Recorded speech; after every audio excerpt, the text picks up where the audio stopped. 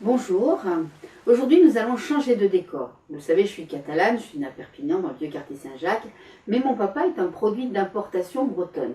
Et quand j'ai eu écrit quelques romans, ma famille paternelle a protesté qu'il n'y en avait justement que pour le pays catalan. Du coup, j'ai écrit Les ombres du pays de la Mai. Le pays de la Mai, c'est le pays du milieu, c'est le pays de Chateaubriand. Rien à voir avec l'auteur, il y a un T à la fin. C'est la capitale mondiale de la charrue, c'est là où se trouve aussi le château de Françoise de Foix, qui était la maîtresse du roi François Ier. C'est là aussi qu'il y a la sablière, la carrière des fusillés. Je devais être dans le landau la première fois où mes parents m'y ont amené. C'est là où ont donc été exécutés les otages, et en particulier Guy Môquet. C'est pas cette histoire que je vais vous raconter, même si j'en parle évidemment dans le livre. Non, le mot important c'est les ombres. Et les ombres, c'est justement des secrets de famille qu'il peut y avoir dans ces grandes familles de la bourgeoisie industrielle. Et elle m'est venue par le biais d'un camarade qui était réalisateur à Europe 1 quand j'y étais journaliste, je l'ai été pendant 14 ans. Et c'est arrivé véritablement dans sa famille. Il y avait une petite morte en trop dans le caveau familial. À voir la mine embarrassée de l'entrepreneur des pompes funèbres, Mélanie sut immédiatement que quelque chose n'allait pas. Elle réprima un soupir. Les 4 heures de voiture de Paris à Chateaubriand l'avaient fatiguée. Elle était venue directement, sans même poser son sac ni prendre le temps de se changer, à la Martinière, et ses épaules, crispées par la conduite, étaient ankylosées.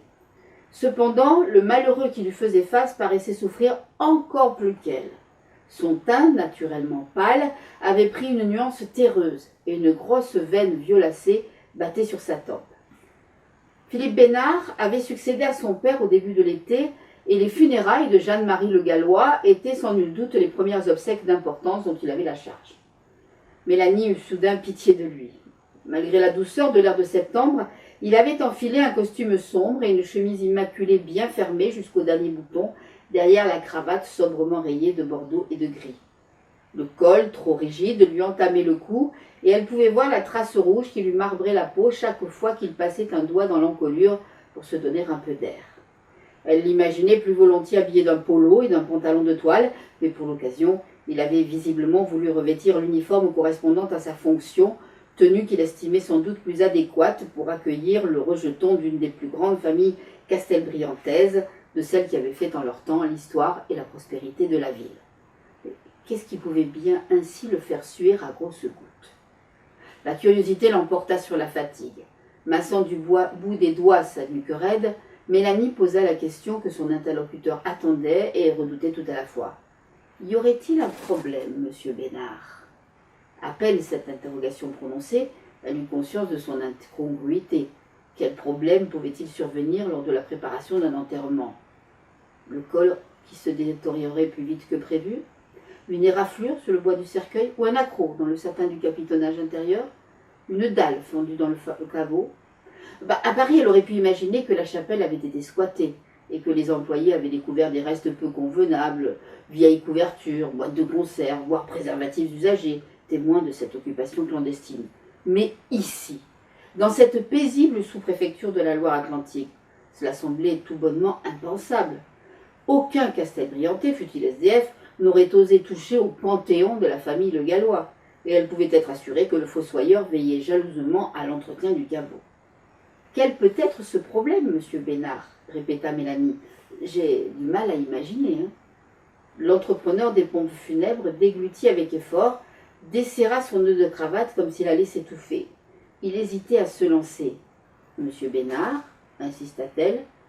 Il se décida. « Il n'y a plus de place dans le caveau, il est plein. » « Pardon » hoqueta-t-elle abasourdie. « Il y a un mort de trop » asséna-t-il presque avec brutalité, soulagé de se libérer de ce poids qui l'oppressait depuis le matin et avait gâché son petit déjeuner. À présent que les mots fatidiques étaient lancés, il se faisait volubile, parlant vite, sans même reprendre haleine. « J'ai supervisé moi-même l'opération. Les ouvriers ont enlevé le tampon avant de faire tomber le mur de briques. » Mélanie leva une main implorante. « Monsieur Besnard, je vous en prie, j'ignore tout à fait de quoi vous parlez. Ne serait-il pas plus simple que nous allions sur place? Je suis sûr que je comprendrai mieux in situ. » L'entrepreneur acquiesça avec empressement, soucieux de ne point la contrarier davantage. Il ouvrit la porte, proposa sa voiture. Elle déclina son offre. marcher l'aiderait à secouer la fatigue qui endolorissait encore ses épaules. Se faufilant entre les dalles funéraires d'exposition alignées devant le magasin, elle remonta d'un pas décidé la rue Amand-Franco sur quelques dizaines de mètres jusqu'à l'entrée sud du cimetière, l'entrepreneur à la remorque.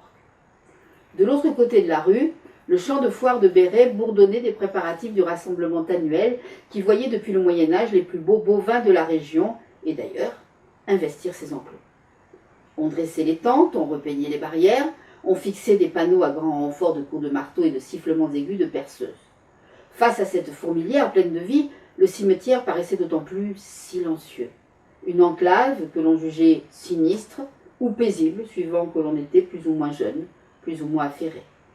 Mélanie poussa le portail métallique dont la peinture s'écaillait et s'arrêta un instant, comme à son habitude, pour contempler avec un sourire mi-attendri, mi-ironique, les 3 chapelles orphelines qui occupaient le bas du cimetière.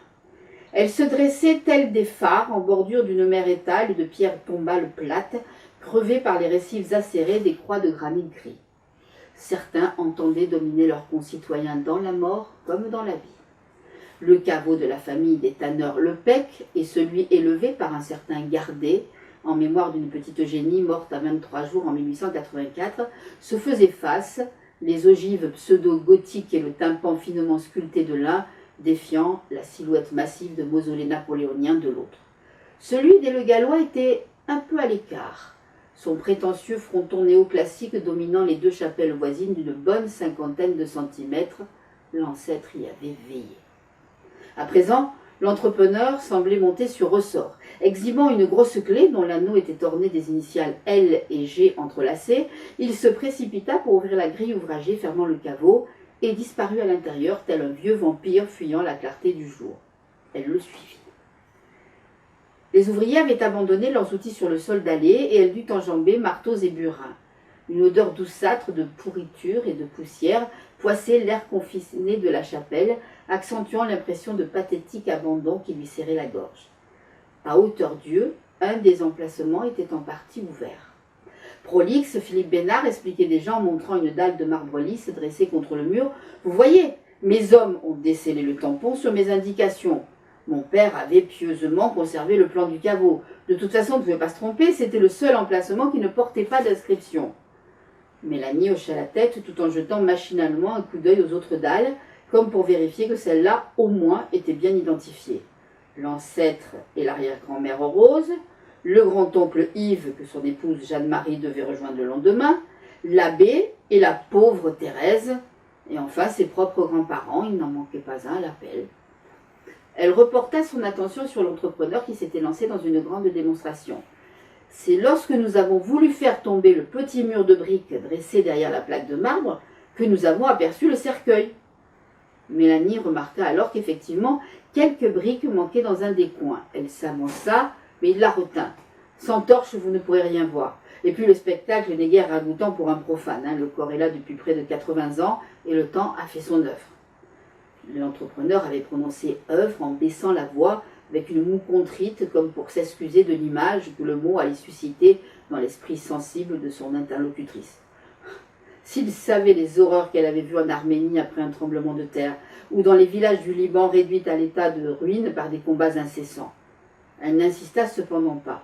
Sans vouloir vous vexer, ne serait-il pas possible qu'une inscription ait été gravée par erreur sur un emplacement vide? Oh, vous ne me vexez pas, j'y ai pensé avant vous. C'est pour cela que j'ai demandé à mes employés d'ouvrir, avec précaution bien sûr, les autres emplacements. Ils sont tous occupés. Et les plaques de bronze, sur ce qui reste des cercueils, correspondent à l'inscription sur le tampon de marbre. Il n'y a pas d'erreur, mademoiselle Le Gallois. Mais alors, qui est cet instru? Il leva un sourcil étonné. Je pensais que vous alliez me le dire. Ah, parce que vous croyez que ce mort est de la famille? Mais non, c'est impossible. Il y avait bien un autre grand-oncle, Louis. Mais il a été tué sur le chemin des dames. Et il repose dans un cimetière militaire de l'Aisne. Et puis c'est tout. L'entrepreneur tout sauta pour manifester son embarras. Vous avez dû voir un acteur le faire dans un vieux film en noir et blanc. Ce n'est pas tout à fait vrai. Il y a aussi un enfant mort en bas âge. Votre arrière-grand-mère avait tenu à être inhumée avec lui. Les deux corps partagent le même emplacement. Vous l'ignoriez. Il n'y avait qu'à voir la mine effarée de la jeune femme pour comprendre que tel était effectivement le cas. Un enfant, balbutia-t-elle. Un petit garçon, âgé de quelques mois à peine, inscrit sous le prénom de Pierre. Après la récente découverte que nous avions faite dans la chapelle, j'ai compulsé les archives de l'entreprise familiale. Vous savez que la maison Bénard existe depuis près d'un siècle et que toutes les inhumations ont été pieusement notées année après année. Alors vous connaissez l'identité du mystérieux cadavre, l'interrompit-elle vivement. Hélas non. Dans le courant de l'année 1912, il est bien inscrit que le caveau était ouvert, mais il n'est fait nulle mention du défunt, ce qui est franchement inhabituel. Pour tout vous dire, cet oubli m'a tellement étonné que j'ai vérifié tous les registres un par un, et c'est le seul. Elle ne savait plus que penser. Le scrupuleux grand-père Bénard n'avait certainement pas agi de sa propre initiative. C'était inimaginable. Il avait forcément obéi aux instructions d'un membre de la famille Le Gallois. Mais lequel? Et pourquoi? Quel était ce mort surnuméraire? Soudain, la tête lui tourna. Pourrions-nous sortir, monsieur Bénard? Je ne suis pas claustrophobe, mais alors cet endroit m'oppresse.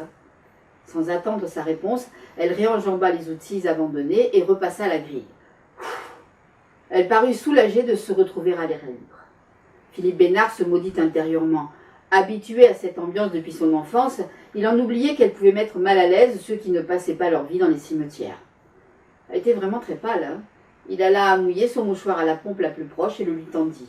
Elle l'accepta et s'en tamponna le front délicatement. Elle semblait déjà aller mieux. La fraîcheur de l'air finirait par lui remettre les idées en place. Une brise légère faisait moutonner les nuages. Elle sentait la pluie et les sous-bois humides. L'automne approchait. Repliant soigneusement le mouchoir, la jeune femme prit une grande inspiration et lui fit face. « C'est le moment de montrer ce que 10 ans de journalisme m'ont appris et faire preuve de méthode et d'esprit de décision. Prenons donc les choses dans l'ordre, monsieur Bénard. Ma grand-tante est décédée et toute la famille arrive demain pour les funérailles. Elle doit être inhumée à l'emplacement qui lui a été réservé, sous peine de déclencher un cataclysme familial. Est-ce que c'est possible ?» Elle n'était pas que jolie, elle avait aussi du cran, la jeune demoiselle Le Gallois, et cela l'arrangeait bien. Il était soulagé qu'un membre de la famille ait pris les choses en main. La décision ne lui appartenait plus. Il ne lui restait désormais qu'à coopérer pour que cette affaire gênante se terminât au plus vite. Il faut demander un permis d'exhumation à la mairie. Ensuite, on peut transporter les restes ailleurs ou faire une réduction de corps et lui trouver une place dans un emplacement déjà occupé. C'est vous qui choisissez. La jeune femme se mordillait l'ongle du pouce, visiblement perplexe. Il attendit. Soudain, elle se décida. Il n'est pas question de se débarrasser de ce mort en trop ou de faire comme s'il n'avait jamais existé. S'il a été mis là, c'est qu'il avait un rapport avec la famille, et je veux savoir lequel. Il est possible que nous soyons du même sang après tout. Nous allons donc l'exhumer afin de libérer la place, et je vais demander une autopsie. Peut-être nous en apprendra-t-elle davantage. Il n'y avait pas de main morte, comme aurait dit le père Bénard qui était pince sans rire. Était-elle consciente de tout ce que cela allait déclencher? Il fallait qu'il la prévienne de ne pas trop se faire d'illusions. Vous savez, intervint-il avec une moue dubitative, si tout n'est pas déjà redevenu poussière, il ne reste au mieux que quelques os avec des lambeaux de vêtements collés dessus, des cheveux peut-être, et des bouts de planches vermoulues. Je doute que des analyses soient probantes. Elle balaya ses objections d'un haussement d'épaule. Sa décision était prise et elle ne reviendrait pas dessus. C'était bien l'arrière-petite-fille du vieux Le Gallois. Elle savait ce qu'elle voulait. S'il y a une chance de savoir, je veux la tenter, asséna-t-elle le sourcil froncé. D'ailleurs, ajouta-t-elle avec un demi-sourire narquois, nous avons un médecin légiste dans la famille. Son art ne lui permet guère d'ordinaire de briller en société, mais pour une fois, il va nous être utile. Philippe Bénard s'inclina. Que voulait-il faire d'autre? Une exhumation ne lui souriait guère, mais si telle était la volonté de sa cliente. Un œil sur sa montre, il réfléchit rapidement. À cette heure-ci, les bureaux de la mairie sont fermés. Si vous le souhaitez, je peux m'arranger pour me procurer les autorisations nécessaires. Vous n'aurez qu'à les signer demain matin. Elle lui adressa un sourire de gratitude. Elle semblait épuisée et ce qu'elle avait de mieux à faire était sans doute de prendre un bon bain chaud et de se mettre au lit. Elle en aurait bien besoin d'ailleurs. Les exhumations avaient toujours lieu à l'aube, c'était la loi. Rendez-vous à cette heure, ici même. Elle acquiesça en lui rendant son mouchoir. Elle n'avait même plus la force de parler. Mais qu'avaient donc les chiens à aboyer comme ça? Par la lucarne, l'aube blanchissait à peine la cime effilée de l'immense sapin qui veillait sur la maison. Quelques étoiles étaient encore visibles dans le ciel indigo du petit matin. On ne devait guère avoir dépassé les 5 heures. Et les voilà qui menaient un train d'enfer dans le chenil, donnant de la voix comme s'ils avaient reniflé le passage d'un renard ou d'un sanglier. Un vacarme de tous les diables, dominé par les jappements aigus de Pato. Encore turbulent, comme le jeune chiot qu'il était il n'y a pas si longtemps, il faisait la sourde oreille quand le père Tual lui donnait un ordre, mais c'était son préféré. Ah, ils étaient vraiment déchaînés, hein. On les entendait grogner et gratter les dalles de schiste qui pavaient leur enclos derrière le clan. Peut-être sentait-il qu'on allait les libérer tout à l'heure. Monsieur le comte avait décidé qu'il y aurait chasse aujourd'hui. Le Gustave de la maison du bout de la forêt était allé ces 2 derniers jours lever le pied, comme on disait, c'est-à-dire relever les traces et les fumées, et il avait repéré un jeune chevreuil qui ferait un gibier de choix pour le fusil comtal.